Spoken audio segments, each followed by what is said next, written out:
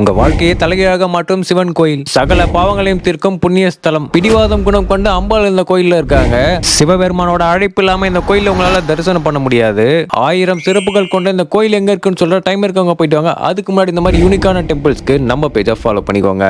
இந்த கோயிலோட பேரு அருள்மிகு தர்ம சம்வர்தினி அம்பிகை சமேத முக்தீஸ்வரர் தேவஸ்தானம். இந்த கோயில் எங்க இருக்கு அப்படின்னா செங்கல்பட்டு மாவட்டத்துல, செங்கல்பட்டுல இருந்து 4 கிலோமீட்டர் தூரத்துல இருக்க ஆத்தூர் அப்படின்ற ஊர்ல தான் இருக்கு. இந்த கோயில நீங்க தரிசனம் பண்ணி அப்படின்னா கண்டிப்பா உங்களுக்கு ஆண் குழந்தை தான் பிறக்கும்னு சொல்றாங்க.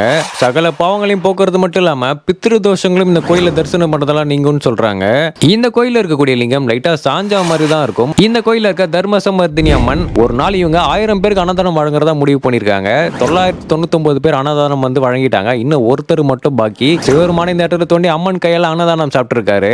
அன்னையில இருந்து இன்னைக்கு வரைக்கும் இந்த கோயில வர பக்தர்களுக்கு அன்னதானம் வழங்கிட்டு இருக்காங்க. இந்த கோயில இருக்க அம்மனை நீங்க வழிபட்டீங்கன்னா சகல சௌபாக்கியமே உங்களுக்கு கிடைக்கும். இது மட்டும் இல்லாம இந்த கோயில்ல வராகி அம்மன், விநாயகர், முருகர், சனி பகவானோட மனைவியான ஜேஷ்டா தேவிக்கு தனி சன்னதியுமே இந்த கோயில்ல இருக்கு.